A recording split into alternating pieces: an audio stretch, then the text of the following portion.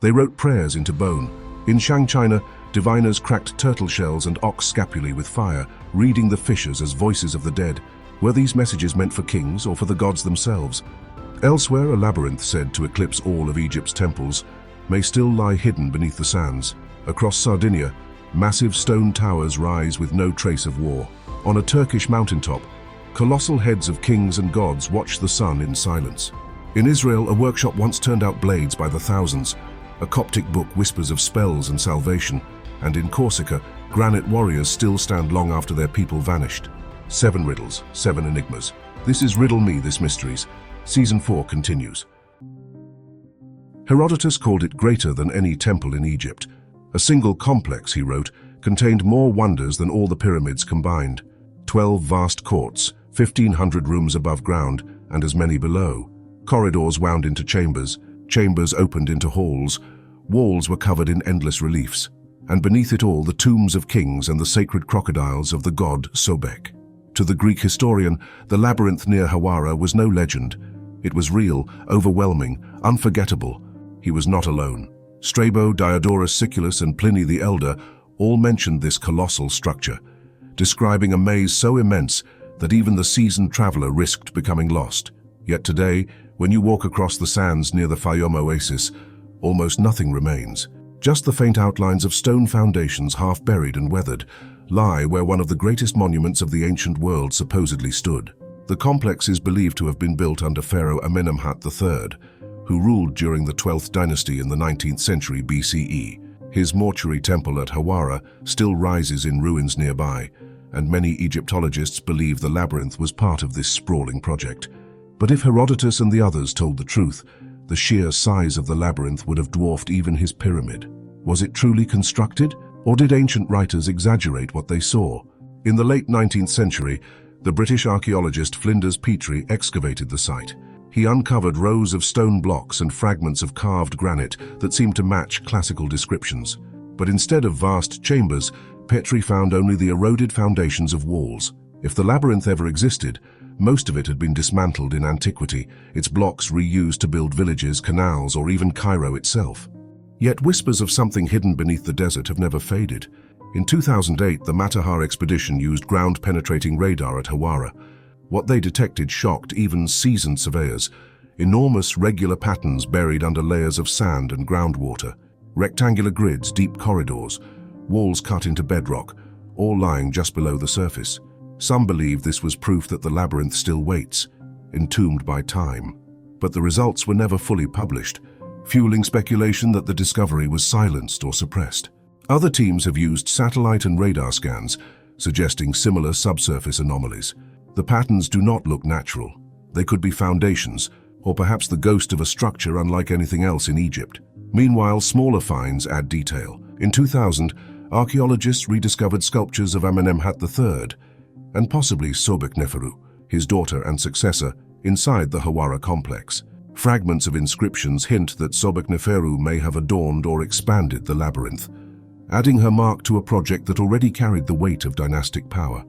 And yet, no towering walls rise, no labyrinthine halls open before us. Only sand, foundation lines, and unconfirmed radar images. Some believe the labyrinth was never more than the mortuary temple itself, its memory magnified by foreign visitors. Others argue it was deliberately destroyed, its stones carried off, leaving only the silence of an idea too vast to erase. So the question remains, was the Egyptian labyrinth ever as vast as the ancients swore? Or is it one of history's greatest exaggerations, a mirage where legend grew taller than stone? The sands of Egypt hide their silence, but in distant China, voices were carved into bone, fire-split fissures carrying questions to the other world. They were sold as medicine. For centuries, fragments of bone and turtle shell were ground into powders and prescribed in apothecaries as dragon bones. In 1899, a Qing dynasty scholar named Wang Yirong noticed strange carvings on them, symbols too precise to be cracks. What people thought were scraps of beasts turned out to be the earliest written records of China. The bones came from the Shang dynasty, a Bronze Age kingdom that rose more than 3,000 years ago. By the 13th century BCE, its capital stood at Yingshu, near modern Anyang. There, kings turned to diviners whenever fate seemed uncertain. Ritual specialists carved questions into ox shoulder blades or turtle shells, then pressed heated rods against the surface until it split with sharp cracks. To the Shang, these fissures were not accidents. They were voices, answers from royal ancestors or distant gods. The diviners recorded both the questions and the outcomes, creating an archive unlike any other. That archive is vast. More than 160,000 oracle bones have been uncovered, many linked to the reign of King Wuding in the 13th century BCE. The questions carved into them reveal a kingdom obsessed with survival, harvests, war campaigns, childbirth, sickness, even the king's dreams. Nearly 4,500 distinct characters appear across the bones, but fewer than half are fully understood. Some are direct ancestors of modern Chinese writing, others remain undeciphered, silent symbols waiting for their meaning to return. Today, new tools offer fresh insights. Scholars are scanning fragments in 3 dimensions, building digital archives that unite thousands of scattered pieces. Artificial intelligence can now recognize unknown characters and even suggest how fragments once fit together. What once lay hidden in apothecaries has become the focus of cutting-edge archaeology and technology. And yet, the mystery lingers. Were these bones simply records of ritual? Or did Shang kings truly believe they had opened a channel to the divine? Why did the practice vanish with the dynasty's fall in the 11th century BCE? And what secrets remain in the undeciphered symbols, still whispering from bone and shell? Where China asked questions of the gods, Sardinia answered with stone, towering Nuraghe rising across the island, silent and unchallenged. Across Sardinia's rugged hills and valleys rise towers of stone older than Rome, older even than many Greek temples. They are called Nuraghe, and more than 7,000 still stand, silent sentinels of a lost civilization.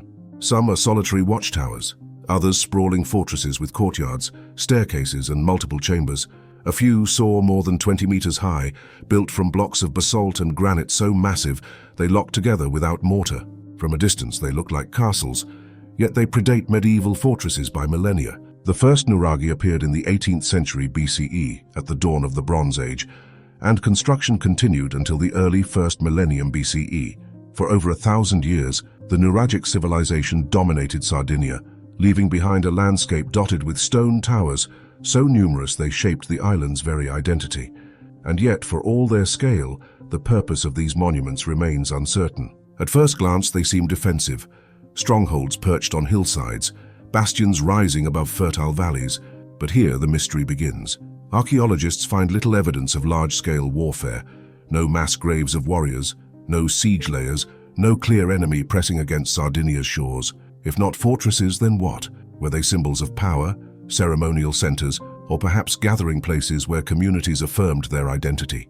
Excavations suggest their roles shifted over time. At Gena Maria, a hilltop Nuraghe dating between 1700 and 1350 BCE, archaeologists uncovered a cistern, ritual vessels, and even traces of grape cultivation, evidence that wine was pressed and offered in ceremonies. At Eloy in Sedilo, a sanctuary complex revealed metallurgical activity, tying the towers not only to worship, but also to the craft of bronze making. These findings suggest Nuraghe may have been as much about ritual and production as defense. New discoveries continue to widen the picture. In 2025, archaeologists announced the unearthing of 3 hidden domus de Janus, fairy houses, rock-cut tombs carved 5,000 years ago, long before the first Nuraghe rose. Found near the Sant'Andrea Priu complex, these Neolithic tombs point to a continuity of sacred landscapes on Sardinia, where later generations may have built Nuraghe in dialogue with much older traditions of ritual and death. Some towers show remarkable precision. The great Nuraghe Santu Antin, rising 17 meters, contains corbel-arched corridors and tholoi chambers aligned to solstices, suggesting astronomy was woven into their design. Others, like Sunuraxi di Barumini, grew into vast fortified villages, now preserved as a UNESCO World Heritage Site. Taken together, they reveal a society both sophisticated and enigmatic, trading Sardinian copper and tin across the Mediterranean, importing amber and ceramics, yet never recording their language in writing.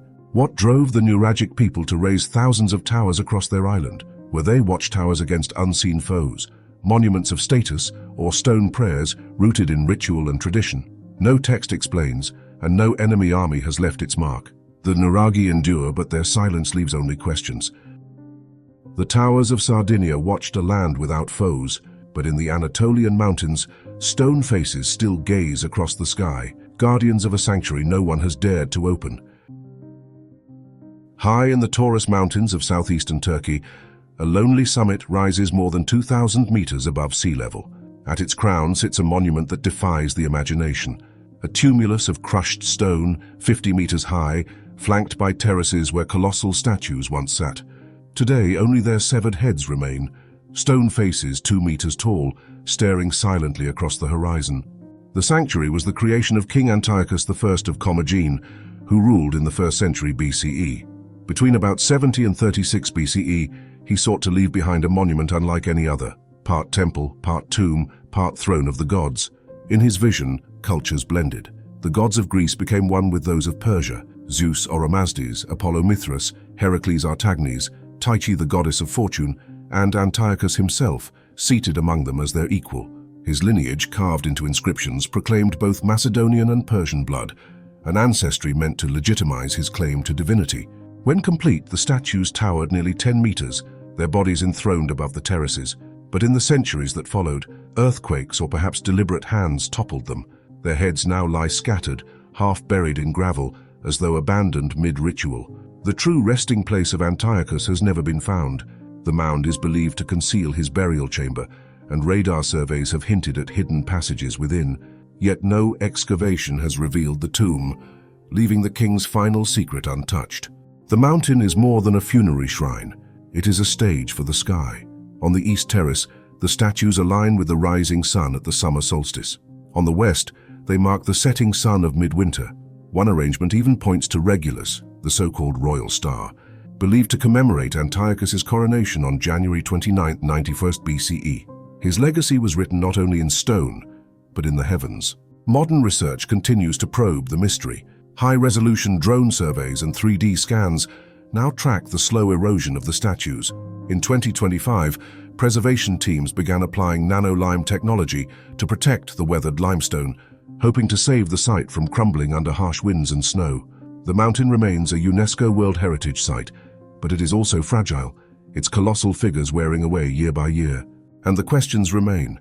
Is Antiochus truly entombed within the mound, or was the entire sanctuary symbolic? His immortality carved in image and star, not in stone chamber? Were the heads toppled by nature's violence, or by those who rejected his audacious claim to divinity? And why choose such a remote peak, where few would ever climb, if not to declare his greatness to the gods themselves? This mountain keeps its silence, its fallen heads fixed on the sky. In Israel, another silence breaks, a workshop floor littered with blades from an age before industry. The discovery began with roadworks near Kiryat Gat in southern Israel. What emerged from the soil was not a single artifact, but a vast field of flint debris, cores, flakes, and long razor-sharp blades. Archaeologists soon realized they were standing in the middle of something extraordinary, the remains of a blade manufacturing workshop unlike any found before in this region. The site dates back about 5,500 years, to the early Bronze Age, a time when farming villages were growing into proto-cities and metal was beginning to appear, yet stone still held a dominant place in daily life. Here, flint was worked on a scale that feels almost industrial. The blades were long, uniform, and expertly crafted. These were not crude tools. They were standardized products, shaped by specialists whose skill was rare. The Israel Antiquities Authority noted that only exceptional individuals could create such blades, their craft passed down like a guarded secret. The workshop was no small hut. Excavations revealed a settlement stretching over half a kilometer, riddled with hundreds of subterranean pits. Some were lined with mud brick, used for storage, others for living, and still others for ritual. Across this expanse, flint working dominated, leaving the ground littered with production waste. The scale suggests not a household economy, but a hub supplying entire communities, perhaps even a regional trade network across the Levant. The purpose of this production remains debated. Many blades were likely fitted into sickles for harvesting grain, others used as knives or daggers. But archaeologists also uncovered caches of unused blades deliberately buried in the earth. Was this ritual? A symbolic offering of tools to the gods or perhaps to ancestors? If so, the workshop was not only an economic center, but a place where craft and belief fused. In its time, the Kiryat Gat settlement would have been a sign of urban life emerging in the Levant. Organized labor, Economic specialization, trade and ritual all interwoven. Flint here was more than stone. It was currency, power, and symbol. And in this desert floor, long before factories, the rhythm of production echoed, strike after strike, blade after blade. Today, these artifacts are destined for display at Jerusalem's National Campus for the Archaeology of Israel, where they will reveal to the public a forgotten industry, an early experiment in mass production from 5.5 millennia ago. But the mystery endures. Why were so many blades needed? Who commanded their creation, farmers, warriors, or priests? And what compelled people to bury perfect tools instead of using them? From the silence of Flint we return to Egypt, not to monuments of stone, but to words inked in fading Coptic script, a fragile codex centuries old, promising rituals of power and protection. It is small, fragile, and written in a fading hand, a 20-page codex, copied some 1,300 years ago. Known as the Coptic Handbook of Ritual Power, it speaks in the last stage of the Egyptian language, Coptic, inscribed with the Greek alphabet, and a handful of older demotic signs. In its pages, words of Christ mingle with invocations of older deities. The line between religion and magic is not drawn, it is blurred. The text offers instructions for healing, for protection, for exorcism, and for bending love to one's will. Some prayers call on Jesus, while others summon powers whose names echo far older traditions. Scholars believe the handbook was used by a ritual specialist, a healer perhaps, or a priest who bridged both the church and the folk practices of ordinary people. In an age of uncertainty, it promised protection and control. This codex is not alone. Nearly 600 Coptic magical manuscripts survive, dating from the 4th to the 12th century. They are fragments of a forgotten landscape where Christianity, ancient Egyptian religion, and local belief intertwined. The Handbook of Ritual Power is one of the clearest voices in this tradition, but it belongs to a chorus. Modern research has given these fading words new life. Projects like the Coptic Scriptorium make fragile texts searchable, allowing scholars to connect scattered fragments, trace ritual formulas, and uncover how language shifted across centuries. Digital tools now illuminate what once seemed untranslatable. Other manuscripts reveal just how personal this magic could be. At Oxford's Ashmolean Museum, a 6th or 7th century parchment preserves a love spell written in Coptic, an invocation to compel desire not between man and woman, but between two men. It is one of the rarest glimpses into the private lives and hidden desires of the ancient world, reminding us that magic served not only public ritual, but the most intimate corners of human experience. And yet the mystery of the handbook remains. Who wrote it and for whom? Was it a professional's manual, a community's lifeline, or one person's shield against misfortune? Why did this book survive when so many others crumbled into dust? In its worn parchment, faith and magic meet without apology. The words are both prayer and spell, salvation and manipulation. They remind us that belief is not always cleanly divided into sacred and forbidden. It is messy, human, and deeply revealing. Where ink tried to command unseen forces, stone carries the mystery further. Granite figures in Corsica, tall and watchful, their purpose unknown. On the island of Corsica, the granite hills conceal one of Europe's most enigmatic Bronze Age legacies. At Filitosa, discovered in 1946 by a farmer and excavated in the 1950s, dozens of towering menhirs rise in silence. Some are plain pillars, others carved with haunting detail. Stern faces, helmets, swords, and daggers etched into the stone. The tallest reach nearly 3 meters, weighing more than 2 tons. Warriors frozen in granite for more than 3,000 years. The site itself tells a story stretching back even further. People settled Filitosa as early as the 6th millennium BCE, and life continued there into the Roman era. But it was between about 1300 and 1000 BCE that the Menhir statues appeared, their weapons and armor marking a society growing in complexity and hierarchy. These were no ordinary stones. They were monuments of identity, guardians set along routes, water sources, and settlements, shaping the very landscape into a theater of power. Yet their fate remains as mysterious as their meaning. Many were toppled and broken, then reused by a later group known as the Taurians, who built circular stone fortifications across Corsica. To some, this destruction suggests conquest, a clash between cultures where statues of ancestors or gods were deliberately defaced. To others, it was pragmatic reuse. Old stones turned into new walls, their original power forgotten. Excavations at Filitosa uncovered not only these figures, but traces of dwellings, ritual spaces, and circular enclosures, showing that the statues were part of a living community. Still, the question remains, were they gods to be worshipped, chiefs memorialized in stone, or mythical guardians meant to protect the people? Their silence leaves no clear answer. Even today, the warriors of Filitosa stir debate. Some see echoes of other Mediterranean traditions, megalithic statues in Sardinia, Iberia, and southern France, suggesting a wider Bronze Age language of stone figures tied to memory, protection, and territory. Others emphasize their uniquely Corsican style, weapons carved with startling precision, eyes and faces rendered in minimalist but powerful form. Their legacy continues into the present. In 2025, a Corsican statue that surfaced at a London auction was declared a forgery by French heritage authorities, underscoring both the allure and the fragility of this prehistoric art. The real warriors remain at Filitosa, weathered by millennia yet still upright, their watch unbroken. They stand as guardians without names, faces without voices. Whether gods, leaders, or symbols of forgotten power, they remind us that some histories are written not in words, but in stone, and that silence itself can be the most enduring mystery of all. Across ages and continents, these mysteries remain, different in form, yet bound by the same unanswered silence. 7 riddles, 7 enigmas. Their answers remain sealed in sand, in script, in granite, waiting for those who dare to look again.